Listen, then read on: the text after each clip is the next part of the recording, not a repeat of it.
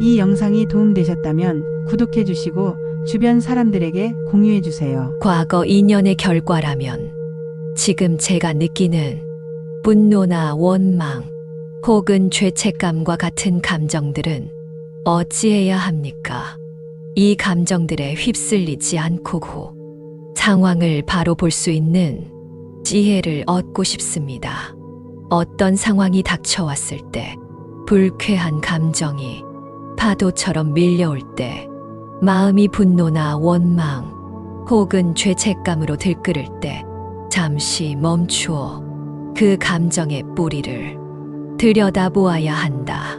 이는 단순히 지금 이 순간의 사건 때문만이 아님을 알아차리는 것이 중요하다. 현재의 고통스러운 감정은 과거의 원인과 현재의 조건이 만나 피어난 꽃과 같다. 그 꽃이 비록 독초라 할지라도 그 뿌리는 과거의 토양 깊숙이 박혀 있음을 이해해야 하느니라. 감정은 실체가 없는 그림자와 같다. 본래 텅 비어 있으나 어리석은 마음이 그것을 붙잡고 휘둘릴 때 괴로움이 시작된다. 성난 파도에 휩쓸리는 조각배처럼 감정에 자신을 내맡기면 그대는 인연의 흐름 속에서 더욱 깊은 괴로움의 소용돌이로 빠져들게 된다. 분노는 더 큰 분노를 낳고 원망은 더 깊은 원망의 씨앗을 뿌리게 된다.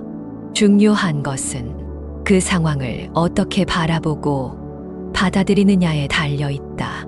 고통스러운 상황 앞에서 즉각적으로 반응하는 대신 한 걸음 물러서서 그 전체 그림을 조망하는 지혜가 필요하다. 상황을 너그럽게 보라 하셨습니다. 그 너그러움이란 구체적으로 어떤 마음가짐을 의미합니까? 모든 존재는 본래 연결되어 있으며 서로 영향을 주고받는다. 그의 고통은 나의 고통과 무관하지 않으며 나의 기쁨 또한 그의 기쁨과 연결되어 있다. 이러한 연기의 법칙을 깊이 이해하면 나에게 상처를 주는 이 또한 과거의 어떤 원인으로 인해 지금 그러한 행동을 하고 있을 뿐임을 알게 된다. 그 역시 괴로움 속에서 벗어나지 못하고 있음을 연민의 눈으로 바라볼 수 있게 되는 것이다. 너그러움이란 단순히 감정을 억누르거나 외면하는 것이 아니다. 상황의 본질, 즉 모든 것이 인연 따라 일어나고 사라지는 무상한 현상임을 꿰뚫어 보는 지혜에서 비롯되는 마음의 태도이다. 나라는 존재, 너라는 존재, 그리고 우리 사이의 갈등이라는 현상 모두 고정된 실체가 없이 변화하는 것임을 알 때 우리는 비로소 감정의 노예 상태에서 벗어나 자유로워질 수 있다. 마음에 이는 파도를 잠재우고 고요한 호수처럼 상황을 비추어 보아라.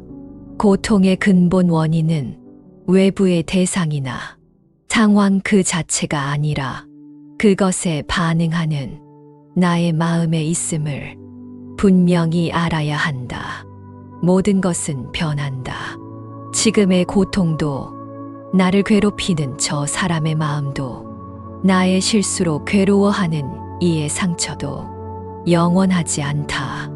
이 무상의 진리를 받아들일 때 마음의 집착과 분노는 힘을 잃는다. 타인의 불쾌한 말이나 행동 속에서 혹은 나의 잘못된 행동으로 인한 타인의 괴로움 속에서 우리는 과거의 업을 마주하고 현재의 마음을 닦아 미래에 더 나은 인연을 만들어갈 기회를 얻는 것이니라. 그러니 감정의 물결에 휩쓸리지 말고 고요히 가라앉은 마음으로 상황을 직시하라. 인연의 이치를 깨닫고 너그러운 마음으로 대할 때 비로소 그대는 괴로움의 사슬에서 한 걸음 벗어나 평화에 이를 수 있을 것이다. 사람의 입에서 나오는 말은 보이지 않는 힘을 지녔다. 허공에 흩어지는 듯 하나 듣는 이의 마음에 씨앗을 뿌리고 말하는 이의 삶의 결과를 맺는다. 생각 없이 내뱉은 말 한마디가 칼이 되어 깊은 상처를 남기기도 하고 따스한 위로가 되어 얼어붙은 마음을 녹이기도 한다.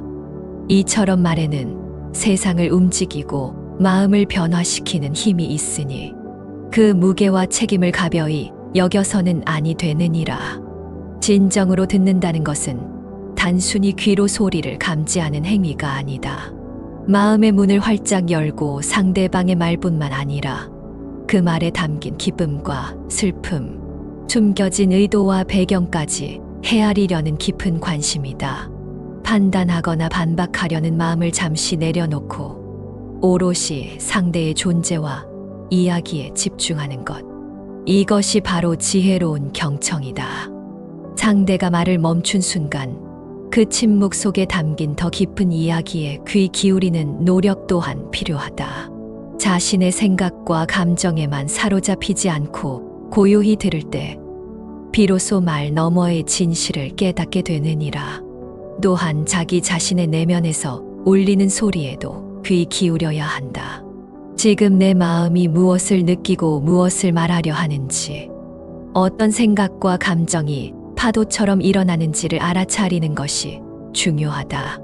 외부의 소리뿐 아니라 내면의 소리까지 분별 없이 들을 수 있을 때 비로소 흔들리지 않는 평온에 이를 수 있다. 마음의 소란스러움 속에서도 고요함을 찾아 듣는 연습이 필요하다. 바른 말이란 무엇인가? 이는 8가지 바른 길의 한 요소로서 수행의 중요한 부분이다. 첫째는 진실됨이다. 없는 것을 있다 하거나 있는 것을 없다 하지 않으며 사실을 부풀리거나 왜곡하지 않고 있는 그대로 말하는 것이다. 둘째는 이로움이다. 자신과 타인에게 유익하고 듣는 이에게 평화와 안정을 가져다주며 선한 마음을 일으키는 말이다. 해가 되거나 불화를 일으키는 말은 삼가야 한다. 셋째는 부드러움이다. 아무리 옳은 말이라도 거칠거나 날카롭게 표현하면 상대의 마음에 상처를 남긴다. 다정하고 온화하며 공손한 태도로 전하는 말이 듣는 이의 마음을 움직인다. 넷째는 때에 맞음이다. 아무리 진실하고 이롭고 부드러운 말이라도 적절한 때와 장소를 가려서 해야 그 효과가 온전히 발휘된다. 말해야 할 때와 침묵해야 할 때를 아는 지혜가 필요하다. 이 4가지를 늘 마음에 새기고 실천하는 것이 바른 말의 수행이니라. 반면 삼가야 할 말들이 있다.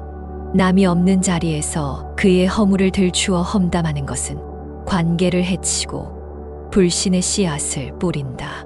사람들 사이를 오가며 이간질하는 말은 공동체의 화합을 깨뜨리고 분열을 조장한다. 분노에 차서 내뱉는 거친 욕설이나 비난은 듣는 이에게 고통을 줄 뿐 아니라 말하는 이 자신의 마음 또한 번뇌로 물들인다. 또한 의미 없이 시간을 허비하게 만드는 실없는 농담이나 잡담에 빠지는 것도 경계해야 한다. 이러한 말들은 당장은 즐거움을 주는 듯해도 결국 마음의 평화를 어지럽히고 해로운 결과를 가져온다. 거짓은 신뢰를 무너뜨리고 험담은 우정을 갈라놓으며 분노의 말은 증오를 키우고 쓸데없는 말은 귀한 시간을 낭비하게 한다. 이는 모두 괴로움의 원인이 되느니라. 이러한 해로운 말들은 어디에서 비롯되는가? 탐욕과 성냄 그리고 어리석음이라는 3가지 독에서 비롯된다. 남보다 우월해 보이고 싶은 욕심, 자신의 의견과 다름을 참지 못하는 성냄, 말의 결과를 제대로 알지 못하는 어리석음이 뒤섞여 입으로 흘러나오는 것이다. 그러므로 바른 말을 실천하기 위해서는 먼저 자신의 마음을 깊이 들여다보고 그 밑바탕에 있는 불선한 뿌리들을 알아차리는 노력이 필요하다. 진실하고 유익하며 따뜻한 말은 사람 사이의 벽을 허물고 마음을 연결하는 다리가 된다. 오해를 풀고 서로를 깊이 이해하도록 돕는다. 좌절한 이에게 용기를 북돋아주고 어둠 속에서 길을 잃은 이에게 지혜의 빛을 비추는 말은 세상을 더욱 밝고 따뜻하게 만든다. 칭찬과 격려는 마음에 기쁨과 활력을 불어넣고 선한 행동을 하도록 이끌어준다. 진심에서 우러나오는 위로의 말 한마디는 깊은 슬픔에 잠긴 이에게 큰 힘이 된다. 이것이 나와 세상을 함께 이롭게 하는 길이니라. 말은 행위, 즉 업이 된다. 입으로 짓는 업 또한 몸으로 짓는 업, 생각으로 짓는 업과 마찬가지로 반드시 그 결과를 가져온다. 선한 말은 즐거운 결과를, 악한 말은 괴로운 결과를 불러온다. 마치 씨앗이 자라 열매를 맺듯이 지금 내가 하는 말 한마디 한마디가 나의 미래를 만들어가는 씨앗이 되는 것이다. 인과의 법칙은 말을 결코 피해 가지 않는다. 그러므로 순간의 감정에 휩쓸려 함부로 말을 내뱉지 않도록 늘 경계해야 한다. 그러므로 말을 하기 전에 잠시 숨을 고르며 멈추어 생각하는 습관을 들여야 한다. 이 말이 진실한가? 이 말이 꼭 필요한가? 이 말이 상대에게 이로움을 줄 것인가? 이 말이 듣는 이의 마음에 상처를 주지 않을 만큼 부드러운가? 지금 이 말을 하는 것이 과연 적절한 때인가? 이 물음들에 스스로 답하며 신중하게 말을 선택해야 한다. 늘 깨어있는 마음으로 자신의 말과 침묵을 살피고 동시에 귀를 열어 타인의 말과 침묵에 깊이 경청하는 연습을 꾸준히 해야 한다. 입을 다스리는 것은 곧 마음을 다스리는 수행의 중요한 시작이다. 이것은 단번에 이루어지는 것이 아니라 끊임없이 자신을 돌아보고 노력해야 하는 과정이니라. 사람들은 때로 침묵 뒤에 자신의 그림자를 숨기려 한다. 마음속 괴로움을 홀로 사귀며 괜찮은 척하거나 다른 이들에게 좋은 사람으로 보이고자 속마음과 다른 가면을 쓰고 말을 하기도 한다. 고통이 없어서 침묵하는 것이 아니라 고통을 드러낼 용기가 없어서 입을 닫는 경우가 많다. 또한 진심으로 동의해서가 아니라 관계가 불편해질까 두려워 마지못해 고개를 끄덕이기도 한다. 그러나 이는 평온으로 가는 길이 아니니라. 가슴 속 응어리를 풀지 않고 침묵 속에 묻어두는 것은 자신을 안으로 병들게 하는 일이다. 마음의 고통은 마치 몸의 상처와 같아서 덮어두기만 하면 덧나기 마련이다. 홀로 끌어안고 사귀는 것은 해결책이 될 수 없다. 오히려 신뢰하는 이에게 지혜롭게 나누고 보살핌을 받을 때 치유의 실마리를 찾을 수 있는 법이다. 물론 깊은 성찰과 내면의 고요를 위한 현명한 침묵은 수행에 있어 중요한 덕목이다. 그러나 두려움이나 회피의 방편으로 마땅히 해야 할 말조차 삼키는 침묵은 문제를 외면하고 자신과 타인을 속이는 것에 지나지 않는다. 곪은 상처를 그저 덮어둔다고 저절로 깨끗이 낫지 않느니라. 또한 남들에게 소위 착한 사람으로 인정받으려는 욕심에 사로잡혀 자신의 진실한 감정이나 생각을 억누르는 이들이 있다. 겉으로는 늘 미소를 짓고 누구에게나 동조하는 듯 보이지만 속으로는 홀로 다른 생각을 품거나 불만과 원망을 차곡차곡 쌓아두는 것이다. 이는 바른 말의 첫 번째 덕목인 진실됨과는 거리가 먼 태도이다. 이러한 행동은 첫째로 스스로에게 정직하지 못한 것이며 둘째로 타인과도 맑고 투명한 관계를 맺기 어렵게 만든다. 진정한 친절과 자비는 지혜로운 분별과 함께할 때 그 빛을 발하는 것이지 자신의 본심을 속이는 거짓된 동의나 위선적인 행동이 아니니라. 이처럼 가식 위에 세워진 관계는 마치 모래 위에 지은 성과 같아서 작은 바람에도 쉽게 허물어지고 만다. 그러므로 우리가 힘써야 할 것은 침묵 속에 고통을 감추거나 거짓된 모습으로 자신을 포장하는 것이 아니다. 오히려 깨어있는 지혜와 따뜻한 자비심을 바탕으로 진실하고 이로우며 부드러운 말을 적절한 때에 하는 연습이다. 때로는 자신의 약점이나 어려움을 솔직하게 이야기하고 주변의 도움을 청하는 용기가 필요하다. 때로는 듣기 불편한 진실이라도 상대방의 성장을 돕기 위해 부드럽고 이로운 방식으로 전달하는 지혜가 요구된다. 중요한 것은 진실을 말하되 그 안에 언제나 자비심을 잃지 않아야 한다는 점이다. 날카로운 진실이 칼이 되지 않도록 따뜻한 마음으로 감싸서 전해야 하느니라. 왜 사람들은 이처럼 고통을 숨기고 거짓된 모습을 보이려 하는가? 이는 근본적으로 나라는 생각, 즉 실체가 없는 자아관념에 깊이 얽매여 있기 때문이다.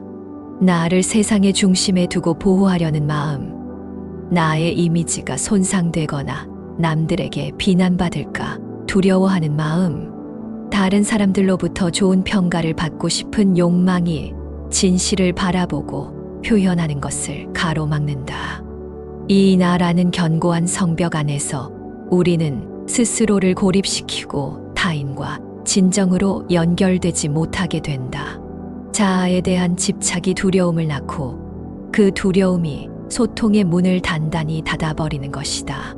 그러나 나라고 여기는 이 몸과 마음이 본래 고정불변의 실체가 아니며 수많은 인연과 조건들이 잠시 화합하여 이루어진 것임을 깊이 통찰하여 깨달을 때 비로소 진정한 변화가 시작된다.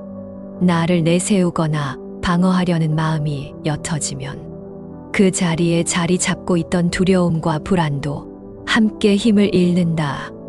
방어적인 태도나 거짓된 가면 대신 열린 마음으로 자신과 타인을 대할 수 있게 된다.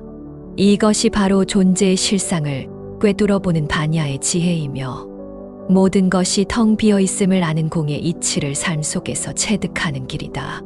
아상, 즉 나라는 생각이 사라진 그 빈자리에 진정한 이해와 연민의 마음이 자연스럽게 싹 트느니라. 타인을 더 이상 나와 분리된 별개의 존재가 아닌 나와 다르지 않고 서로 깊이 연결된 존재로 바라보게 되니 말과 행동 또한 자연스럽게 조화로워지고 자비로워진다. 이를 위해서는 일상 속에서 자신의 마음과 말, 그리고 침묵을 꾸준히 알아차리고 관찰하는 수행이 필요하다. 내가 지금 두려움 때문에 침묵으로 상황을 회피하고 있지는 않은지, 다른 사람의 시선이나 평가를 지나치게 의식하여 내 본심과 다른 말을 하고 있지는 않은지를 섬세하게 살펴야 한다. 알아차림을 통해 이러한 무의식적인 습관들을 자각하고 비록 처음에는 어색하고 두렵게 느껴지더라도 조금씩 용기를 내어 진실하고 지혜로우며 자비로운 표현을 시도해야 한다. 이것이야말로 자신과 타인을 속이는 괴로움의 삶에서 벗어나 참된 자유와 평화를 향해 나아가는 길이다. 꾸준한 실천 속에서 지혜는 더욱 깊어지고 마음은 더욱 너그러워지느니라. 정적 속에서 제자 하나가 조심스레 입을 열었습니다. 세존이시여, 사람의 마음이 가장 쉽게 흔들리는 것은 무엇 때문입니까? 저는 자주 다른 사람과 자신을 비교하게 됩니다. 그럴 때마다 마음이 괴롭고 스스로가 작게 느껴집니다.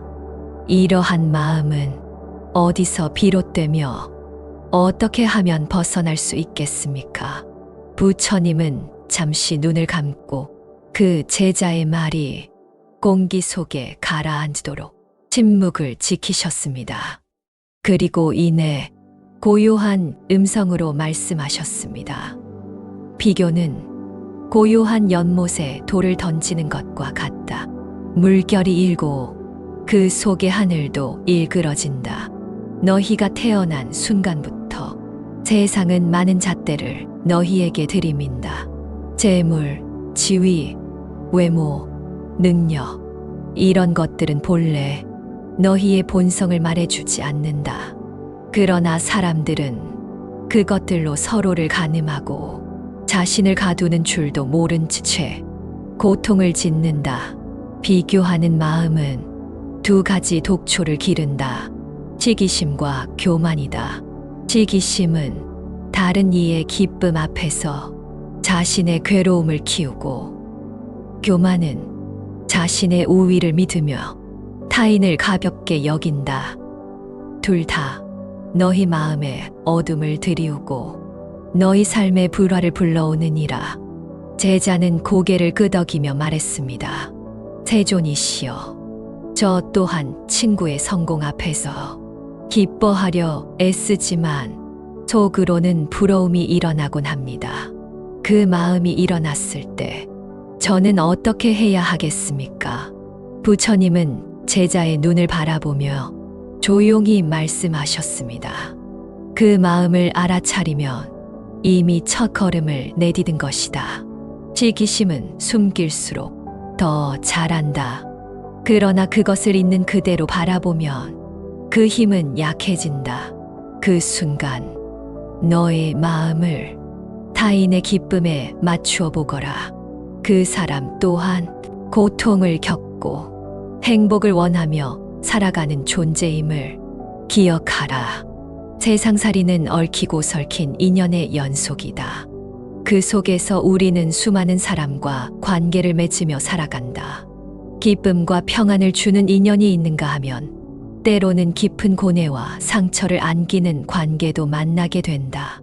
특히 지속적으로 마음을 어지럽히고 삶에 부정적인 기운을 불어넣는 이들이 곁에 있을 때 우리의 내면은 평정을 잃고 흔들리기 쉽다. 모든 존재는 본래 고통에서 벗어나 행복을 추구한다. 그러나 어리석음과 탐욕, 성냄이라는 세 가지 독에 물들어 스스로 고통을 만들고 나아가 타인에게까지 그 고통을 전염시키기도 한다. 너에게 상처를 주는 사람 역시 그러한 번뇌의 사슬에 묶여 괴로워하는 존재임을 먼저 헤아리는 것이 중요하다. 그들의 말과 행동이 비록 날카로운 창과 같을지라도 그 근원에는 채워지지 않는 갈망과 깊은 두려움, 스스로를 괴롭히는 어둠이 자리하고 있음을 통찰해야 한다. 이것이 바로 연민의 시작이다. 연민은 상대를 불쌍히 여기는 마음을 넘어 그 역시 나와 같이 고통받는 존재임을 깊이 이해하고 그 고통에서 벗어나기를 바라는 자비심이니라. 허나 연민을 갖는다는 것이 상대의 모든 해로운 행동을 무조건 받아들이거나 감내해야 함을 의미하지는 않는다. 자비심은 지혜와 함께할 때 비로소 온전한 힘을 발휘한다. 지혜는 사물의 실상을 있는 그대로 비추어 보는 밝은 눈과 같다. 어떤 관계가 나 자신을 지속적으로 해치고 내면의 평화를 파괴하며 나아가 수행의 길을 가로막는 장애가 되고 있음을 명확히 알아차리는 것이 바로 지혜의 역할이다. 마치 독초가 자라는 밭에는 귀한 약초가 뿌리 내리기 어렵듯 부정적인 기운이 가득한 관계 속에서는 맑고 밝은 마음을 유지하기 어렵다하다. 그러므로 스스로를 보호하는 것은 이기심이 아니라 지혜로운 자기 돌봄이다. 험한 길을 걸을 때 발을 보호하기 위해 신을 신듯 해로운 관계로부터 자신을 지키기 위해 적절한 경계를 설정하는 것은 현명한 처사이다. 이 경계는 증오나 분노로 쌓아 올린 성벽과는 그 본질이 다르다. 그것은 상대를 미워하거나 배척하려는 마음에서 비롯된 것이 아니라 나 자신의 평온과 안녕을 지키고 더 나아가 수행에 정진하기 위한 방편인 것이다.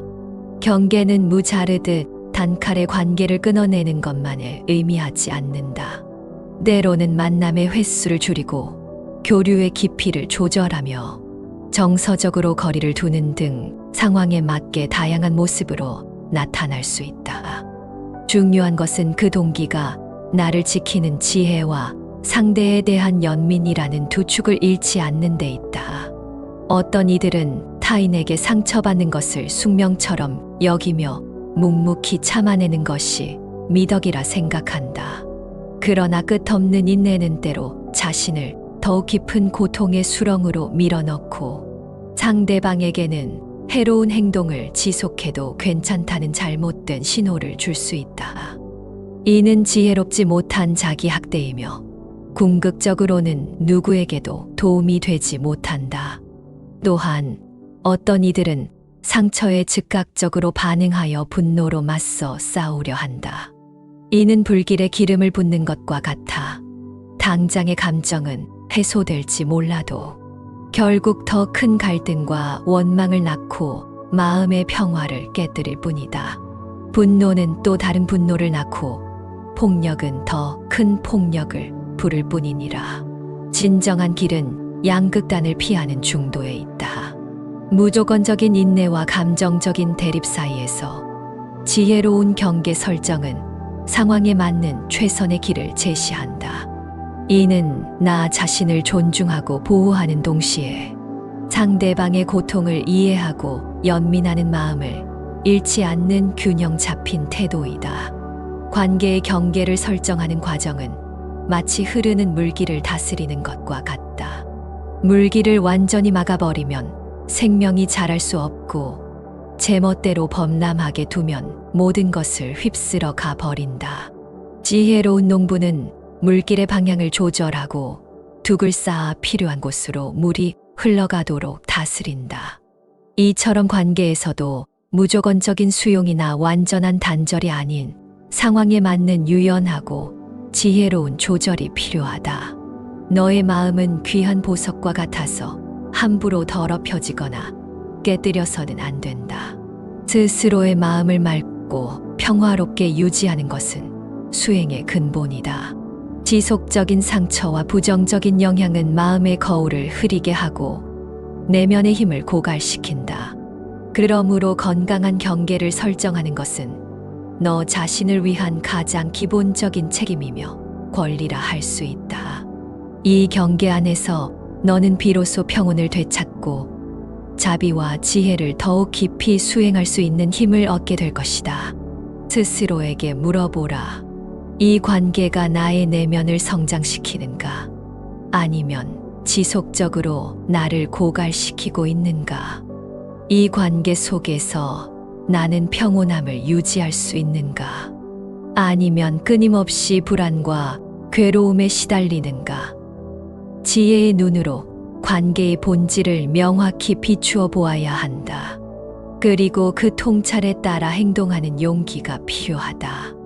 때로는 거리를 두는 것이 서로에게 더 나은 선택일 수 있음을 받아들여야 하느니라.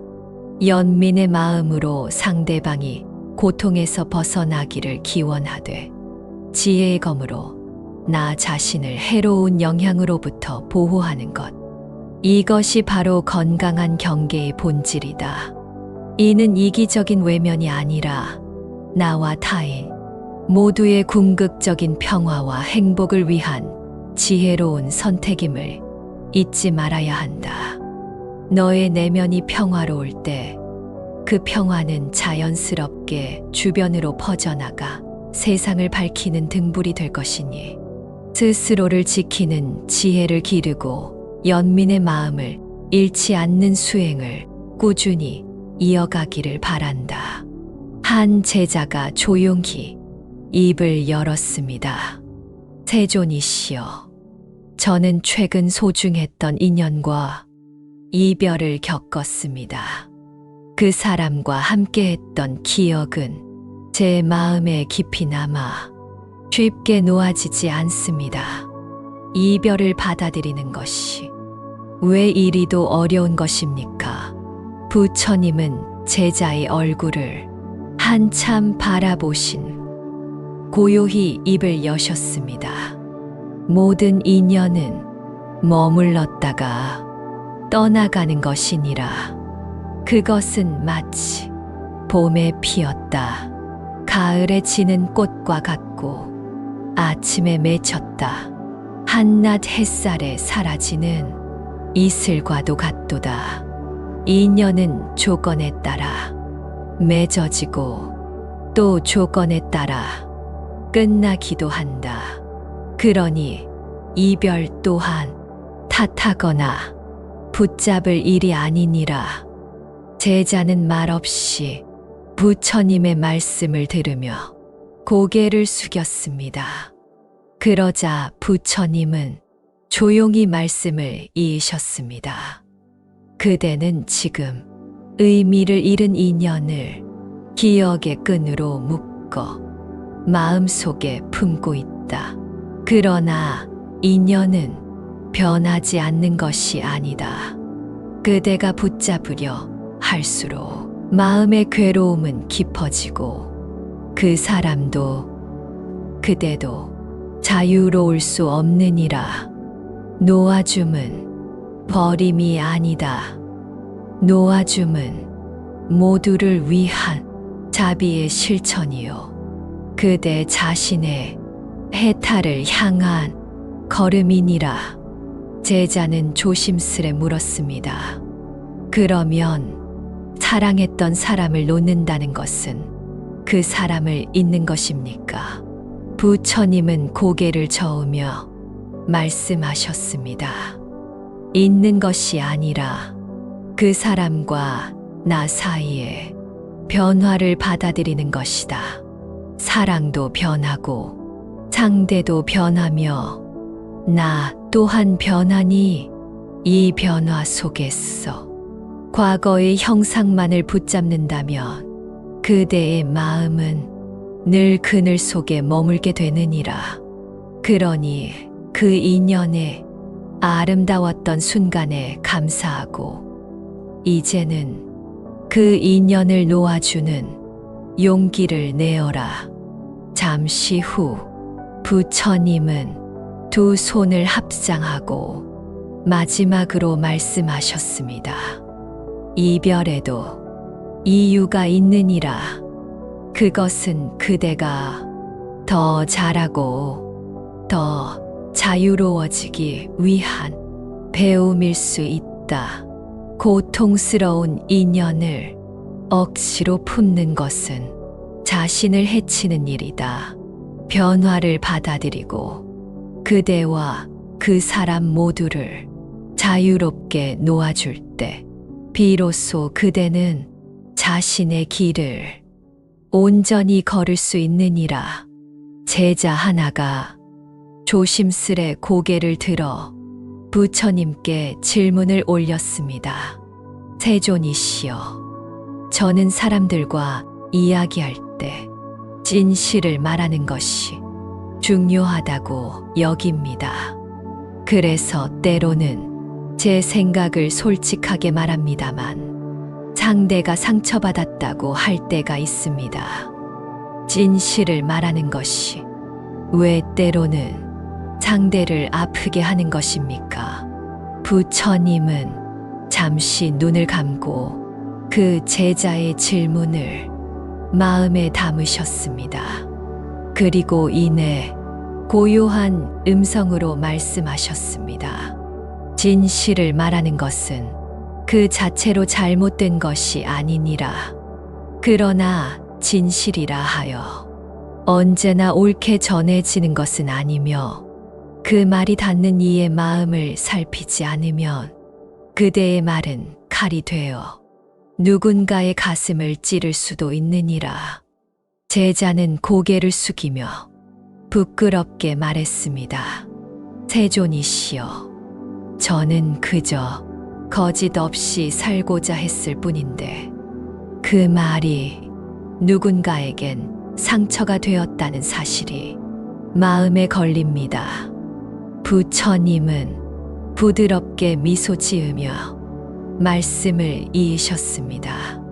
거짓 없이 말하는 것은 정직이요, 지켜야 할 도이지만 그대가 전하는 말이 상대를 위하지 않는다면 그것은 무례함으로 변하느니라. 솔직함은 진실한 마음에서 나와야 하며 그 진실한 마음은 상대를 향한 배려를 포함해야 한다. 지혜롭고 따뜻한 말은 상대의 마음을 열게 하고, 거친 말은 진실이라 하여도 벽을 세우게 하느니라. 제자는 조용히 고개를 끄덕였습니다. 그리고 부처님은 조용한 음성으로 마무리하셨습니다. 그대가 진실을 전하고자 할 때는 먼저 그 말이 상대에게 어떤 울림으로 다가갈지를 살펴보아야 한다. 말은 칼처럼 날카롭기도 하고 불처럼 따뜻하기도 하니 진실을 말하되 그 말이 자비로움을 품을 때 비로소 지혜로운 말이 되느니라. 그러니 그대는 올바른 말이 올바르게 전해지도록 늘 마음의 연습을 게을리하지 말지니라. 한 제자가 조심스럽게 고개를 들고 부처님께 물었습니다. 세존이시여, 저는 요즘 한 사람과의 관계로 인해 마음이 지치고 속이 편치 않습니다. 그 사람과 함께 있으면 숨이 막히는 것 같고 내가 나답지 않게 느껴집니다. 그럼에도 불구하고 함께한 시간이 아까워 관계를 쉽게 정리하지 못하고 있습니다. 이럴 때 저는 어떻게 해야 합니까? 부처님은 제자의 눈을 잠시 바라보신 후 부드러운 목소리로 말씀하셨습니다. 너는 지금 다 지난 계절의 나무잎을 붙잡고 있는 것이니라. 모든 관계는 조건이 맞아야 머무를 수 있다. 그 조건이 바뀌면 꽃도 지고 강물도 흐름을 바꾸듯 사람의 인연도 바뀌게 된다. 붙잡으려 할수록 그 마음은 상하고 너도 그 사람도 더 깊은 괴로움에 빠지게 되느니라. 제자는 부끄러운 듯 말했습니다. 그 사람과 함께한 시간이 길었기에 이렇게 관계를 정리하는 것이 저 혼자만 편하자는 마음 같아 주저하게 됩니다. 부처님은 고개를 살짝 끄덕이며 이어서 말씀하셨습니다. 자신을 지키는 마음은 결코 이기심이 아니다. 너의 평온이 무너지고 마음이 날마다 깎여 나간다면 잠시 멈추고 거리를 두는 것이 너를 보호하는 올바른 선택이 된다. 단호한 마음은 차가운 것이 아니라 스스로를 아끼는 따뜻함에서 나오는 것이니라. 제자는 다시 조용히 물었습니다. 그럼 관계를 정리할 때 어떻게 해야 후회가 남지 않겠습니까? 부처님은 조용한 미소를 띠며 말씀하셨습니다. 감사하는 마음으로 이별을 준비하거라. 그동안 함께 해준 시간에 고마움을 전하고 지금은 각자의 길을 걷는 것이 서로를 위한 자비로운 길임을 알게 되면 이별은 상처가 아닌 깊은 이해로 남게 되느니라. 함께한 시간이 소중했듯 이제는 너의 평화를 위해 놓아줄 때도 있는 법이다. 무너지는 인연을 억지로 이어가려 하지 말고 조용히 등을 돌려 너 자신을 맑게 지켜라. 그것이 진심으로 사람을 사랑하는 또 하나의 방식이니라. 이 몸은 영원하지 않다. 잠시 여러 인연이 모여 만들어진 형상일 뿐이다. 흙과 물, 불과 바람의 기운이 잠시 합쳐진 것이니 언젠가는 흩어지게 마련이다. 그대들의 마음 또한 마찬가지다. 고정된 실체로서 존재하는 것이 아니다. 강물처럼 끊임없이 흘러가며 변화한다. 어제의 마음이 오늘의 마음과 같지 않고 지금 이 순간의 마음도 다음 순간에는 달라지느니라. 사람들은 이 변화하는 세상 속에서 무언가를 붙잡으려 애쓴다. 좋아하는 것은 곁에 두려 하고 싫어하는 것은 멀리 하려 한다. 즐거운 감정은 영원하기를 바라고 괴로운 감정은 즉시 사라지기를 원한다. 그러나 세상의 모든 것은 변하고 감정 또한 구름처럼 피어났다가 쓰러지는 것을 이처럼 끊임없이 움직이고 변하는 것들에 기대어 안정을 찾으려 하니 그대들의 마음에 괴로움이 따르는 것이다. 그것들은 단단한 반석이 아니라 흘러가는 물과 같으니라. 그대들이 나라고 여기는 몸과 감정, 생각들은 사실 독립적이고 영원한 나가 아니다. 여러 조건들이 만나 일시적으로 이루어진 것들의 모임일 뿐이다. 우리의 몸인 형상, 기쁨이나 슬픔 같은 느낌, 무언가를 알아차리는 인식, 무엇을 하려는 의지작용, 그리고 대상을 분별하는 의식. 이 5가지 요소가 잠시 모여 나라는 인식을 만들지만 이것들은 모두 조건에 따라 생겨나고 변하며 사라진다. 마치 여러 부품이 모여 수레를 이루지만 수레라는 고유한 실체가 따로 없는 것과 같다. 조건이 다하면 흩어지는 것이니라. 그러니 그대들 안에서 일어나는 감정을 그대 자신과 동일시하지 마라. 분노가 치밀어 오를 때 내가 화가 났다고 생각하기보다 지금 분노라는 감정이 내 안에서 일어나고 있구나 하고 한 걸음 물러서서 바라보라. 기쁨이 샘솟을 때도 마찬가지다. 내가 기쁘다에 매몰되기보다 기쁨이라는 감정이 일어나고 있구나 하고 알아차려라. 그 감정들은 그저 지나가는 손님과 같으니 마음에 영원히 머물 자리를 내어주지 않아야 한다. 감정은 감정일 뿐 그대 자신이 아니니라. 그대들의 마음을 고요히 그리고 꾸준히 들여다보는 연습을 하라. 호흡에 집중하며 마음의 움직임을 지켜보라. 어떤 생각이 떠오르는지, 어떤 감정이 스쳐 지나가는지를 판단하거나 억누르려 하지 말고 그저 알아차리는 것이다. 미움이 불쑥 솟아오르거든 그것을 알아차리고 탐욕스러운 마음이 일어나거든 그것 또한 알아차려라. 즐거움이나 평화로운 마음이 생겨날 때도 마찬가지다. 중요한 것은 그 어떤 감정이나 생각에도 얽매이지 않고 그것들이 왔다가 가는 자연스러운 흐름을 허용하는 것이다.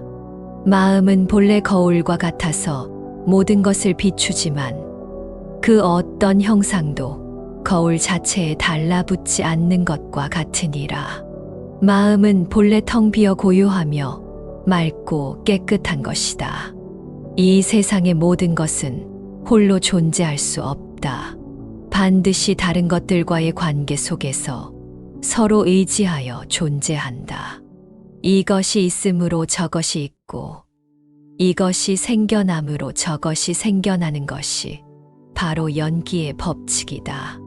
눈앞에 작은 풀 한 포기도 땅과 물, 햇빛과 공기, 그리고 씨앗이라는 조건들이 어우러져야 싹을 틔울 수 있다. 그대들이 마시는 차 한 잔에도 차십과 물, 불, 찻잔, 그리고 그것을 준비한 사람의 노고 등 수많은 원인과 조건들이 얽혀 있느니라.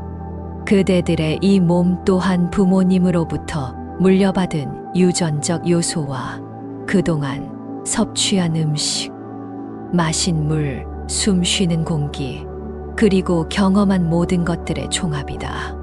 이처럼 세상에 존재하는 그 어떤 것도 스스로의 힘만으로 존재하는 것은 없으며 오직 끝없는 상호 의존의 그물망 속에서 잠시 모습을 드러냈다가 사라질 뿐이다.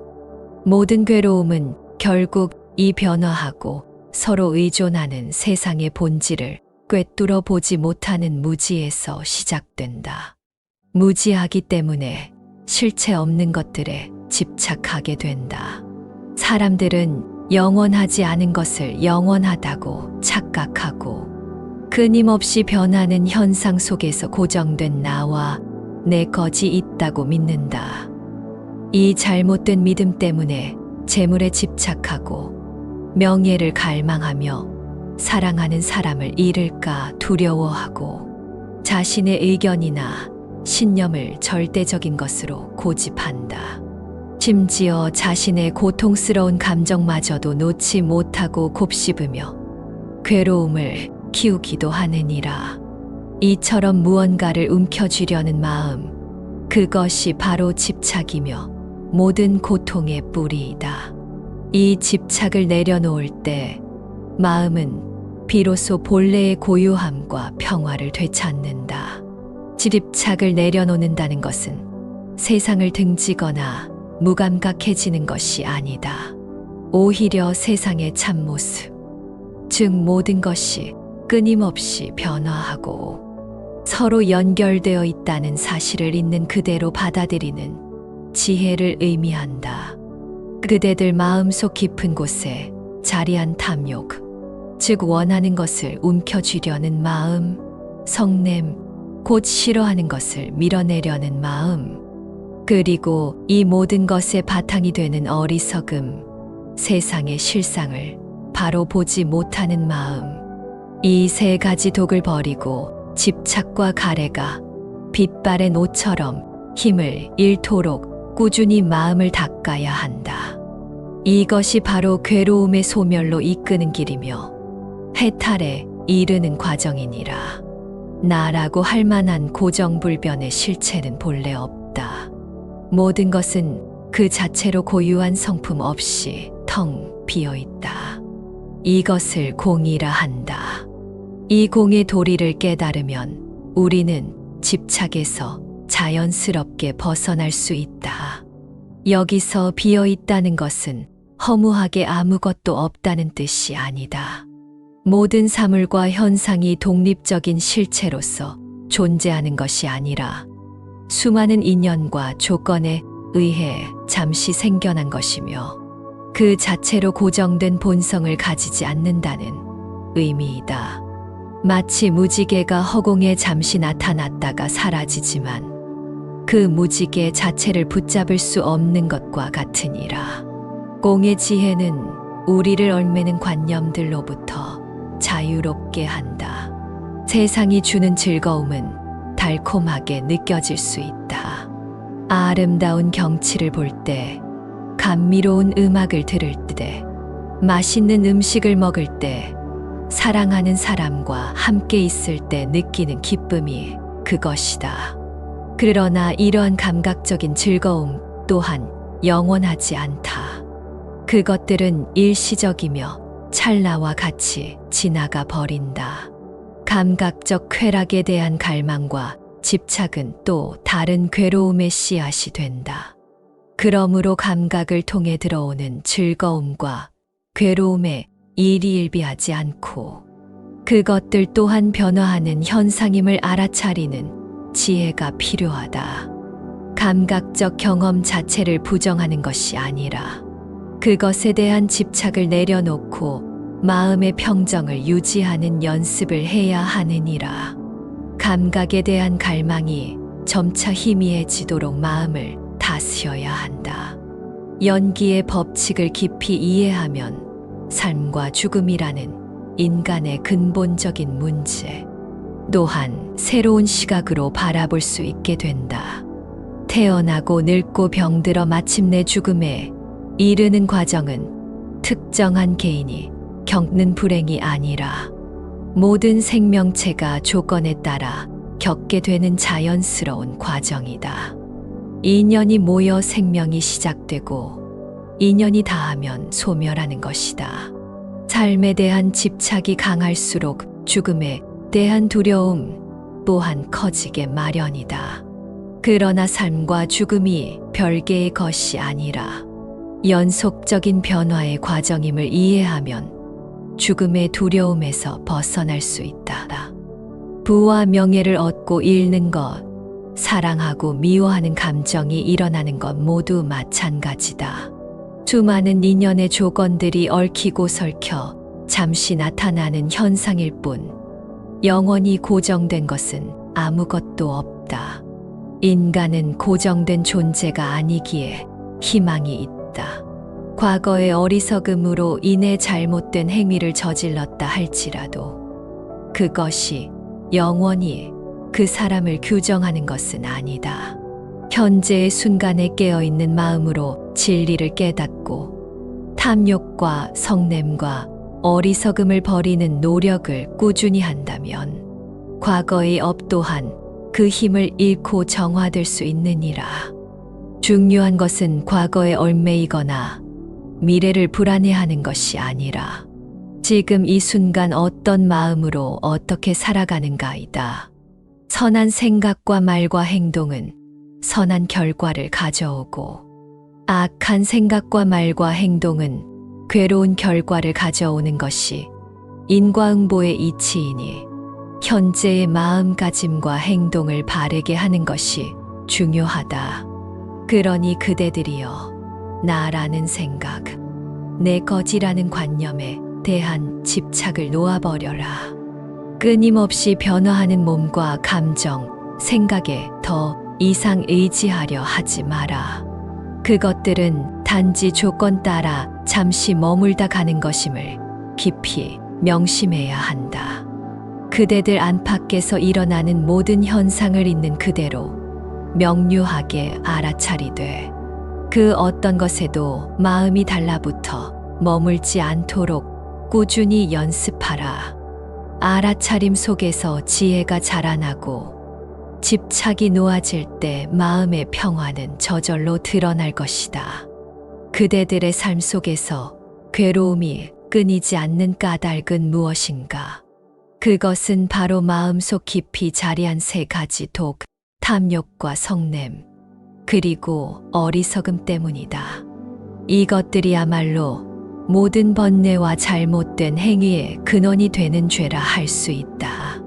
원하는 것을 끝없이 갈망하는 탐욕, 싫어하는 것을 밀어내고 미워하는 성냄, 그리고 이 모든 현상의 참모습을 보지 못하게 하는 어리석음이 그대들의 마음을 어지럽히고 고통을 만들어낸다. 과거에 지은 잘못된 행위와 그로 인한 마음의 그림자에서 벗어나기 위해서는 참회가 필요하다.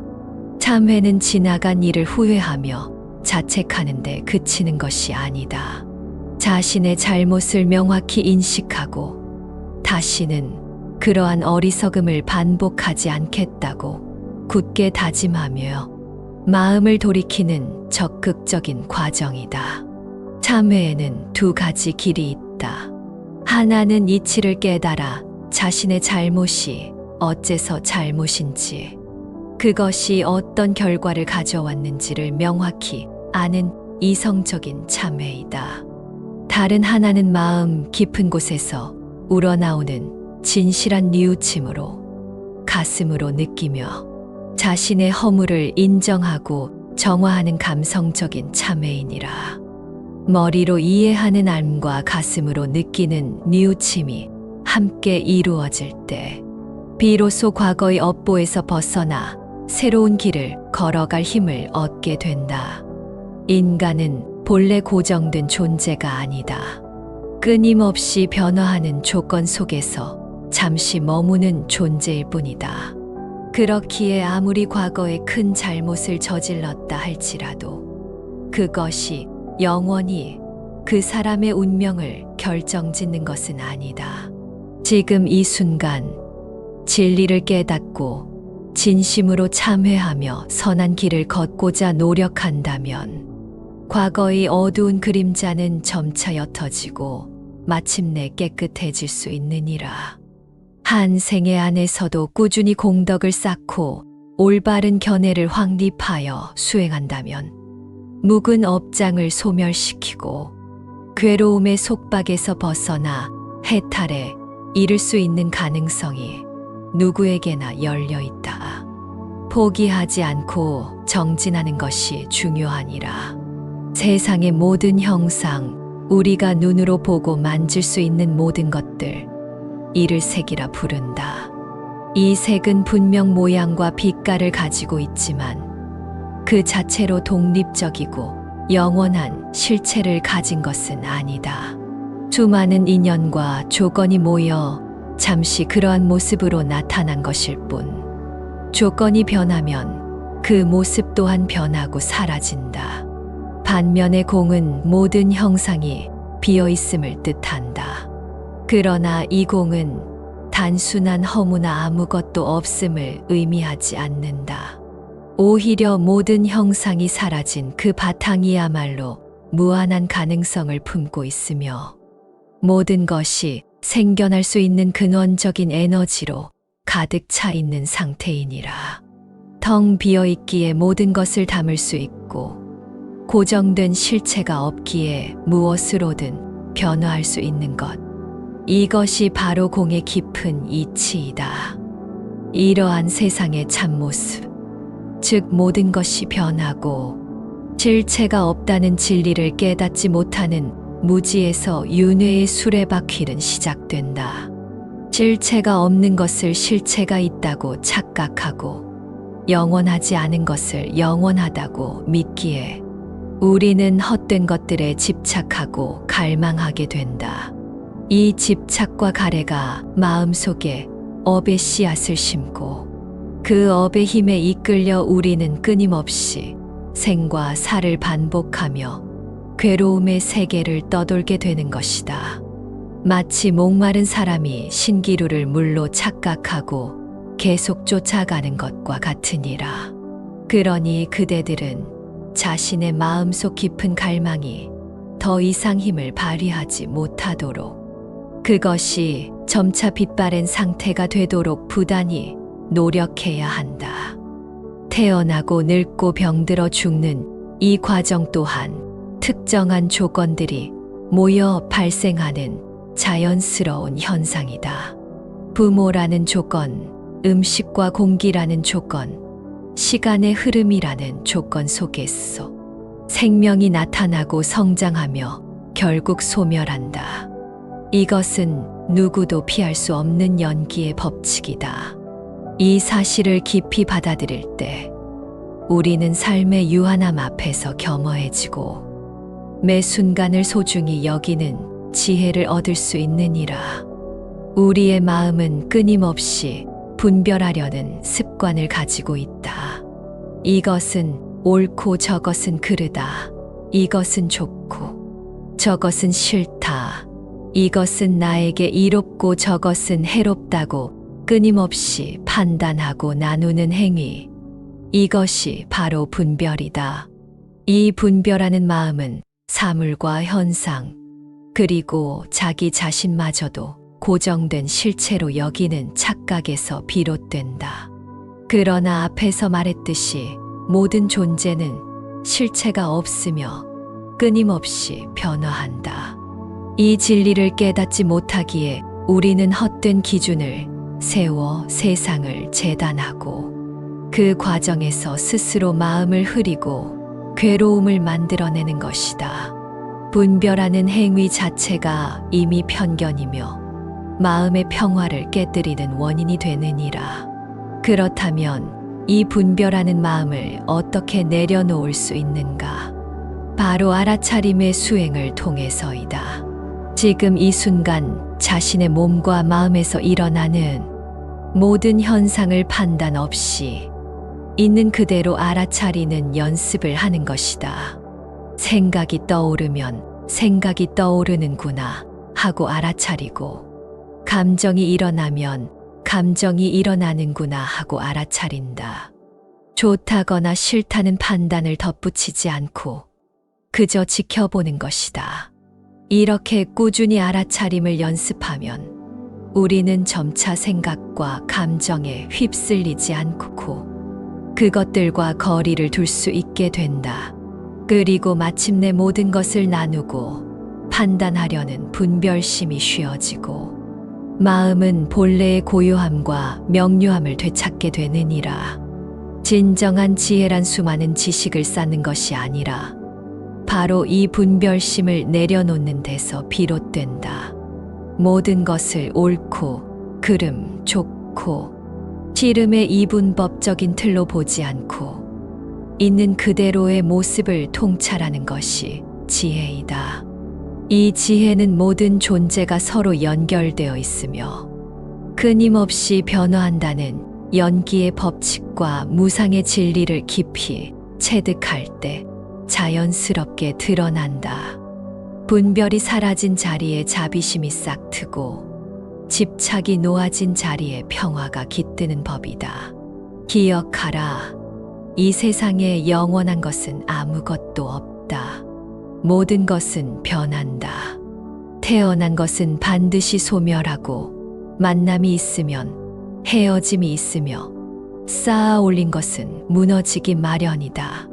이 변화의 법칙, 무상함을 깊이 받아들일 때 우리는 비로소 마음의 평안을 얻을 수 있다. 변화를 거부하고 영원하기를 바라는 마음이 우리를 괴롭게 하는 것이다. 모든 것이 변하고 더섭다는 무상의 진리가 허무주의로 이어져서는 안 된다. 오히려 그렇기 때문에 지금 이 순간이 더욱 소중한 것이다. 과거는 이미 지나갔고 미래는 아직 오지 않았다. 우리가 진정으로 살 수 있는 시간은 오직 현재뿐이다. 그러니 매 순간 깨어있는 마음으로 살아가야 한다. 그대들의 삶에 나타나는 기쁨과 슬픔, 만남과 헤어짐, 건강과 질병은 결코 우연히 일어나는 일이 아니다. 모든 것은 원인과 결과의 법칙, 즉 업의 결과에 따라 펼쳐지는 것이다. 그대들이 과거로부터 이어온 생각과 말과 행동이 씨앗이 되어 지금의 현실이라는 열매를 맺는 것이니 이를 깊이 통찰해야 한다. 삶은 괴로움의 바다라고도 한다. 몸이 병들거나 늙어가는 것, 배고픔과 목마름은 직접적인 고통이다. 또한 사랑하는 사람과 헤어져야 하거나 미워하는 사람을 만나야 하는 것, 원하는 것을 얻지 못하는 것 역시 괴로움이다. 마음속 깊이 자리한 불안과 두려움, 채워지지 않는 갈망과 집착 또한 그대들을 끊임없이 괴롭힌다. 근본적인 괴로움은 세상의 참모습을 바로 보지 못하는 데서 비롯된다. 영원하지 않은 것을 영원할 것이라 착각하고 실체가 없는 것을 고정된 실체가 있는 것처럼 여기기에 고통이 따른다. 변해가는 것에 매달리고 나 또는 내 것이라는 생각에 사로잡혀 집착하기 때문에 괴로운 것이다. 이 어리석음이야말로 모든 고통의 뿌리이니라. 이 어리석음에서 탐욕이 생겨난다. 영원하지 않은 쾌락과 소유를 끝없이 갈망하는 마음이다. 그리고 이 탐욕이 좌절될 때 혹은 자신이 원하는 것을 방해받는다고 느낄 때 성냄과 미움이 불길처럼 일어난다. 어리석음이 탐욕을 낳고 탐욕이 다시 성냄을 낳아 그대들의 마음을 뒤덮는다. 이 탐욕과 성냄 그리고 그 근원인 어리석음, 이것들이 바로 괴로움의 실체이다. 그러므로 이 세 가지 독이 마음속에서 어떻게 작용하는지를 끊임없이 관찰하고 알아차리는 것이 곧 괴로움을 소멸시키는 길의 시작이다. 우리가 살고 있는 이 세계는 홀로 존재하는 것이 아니다. 중생들은 저마다 지은 업의 결과에 따라 6가지 세상, 즉 육도를 윤회하며 살아간다. 가장 높은 천상의 세계부터 싸움이 끊이지 않는 아수라의 세계, 우리가 사는 인간의 세계, 어리석음이 깊은 축생의 세계, 늘 굶주림에 시달리는 아귀의 세계, 그리고 극심한 고통이 따르는 지옥의 세계가 그것이다. 선한 행위는 천상이나 인간 세상과 같은 좋은 곳으로 이끌고 악한 행위는 축생, 악귀, 지옥과 같은 괴로운 곳으로 떨어지게 하느니라. 업이란 의도적인 행위를 말한다. 몸으로 짓는 행위, 입으로 하는 말, 그리고 마음으로 품는 생각 하나하나가 모두 업이 되어 그 결과를 만들어낸다. 한 번 지은 업은 결코 사라지지 않고 언젠가는 반드시 그 과보를 받게 된다. 마치 그림자가 몸을 따르듯 업의 결과는 다음 생, 혹은 그 이후의 생에서라도 반드시 그대들을 찾아오게 마련이다. 그러므로 그대들이 지금 인간의 몸을 받아 태어난 것은 참으로 드물고 귀한 기회이다. 끝없는 윤회의 시간 속에서 인간으로 태어나 부처의 가르침을 만날 확률은 눈먼 거북이가 망망대해에서 나무판 자의 구멍을 만나는 것만큼이나 어렵다고 하였느니라. 이 소중한 기회를 헛되이 보내서는 안 된다. 이 몸을 빌어 진리를 배우고 수행하며 집착을 내려놓고 마침내 윤회의 사슬을 끊어낼 것을 굳게 다짐해야 한다. 사라질 것들에 더 이상 집착하지 않고 변해가는 것들에 헛되이 의지하지 않는 것이 바로 괴로움의 소멸로 나아가는 길이다. 이것이 바로 올바른 견해, 즉 바른 견해의 핵심이다. 영원하지 않음을 알기에 집착하지 않고 실체가 없음을 알기에 나라는 생각에 얽매이지 않는 것이다.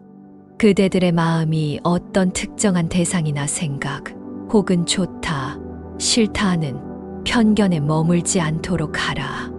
마음은 본래 거울처럼 맑고 하늘처럼 넓은 것이다.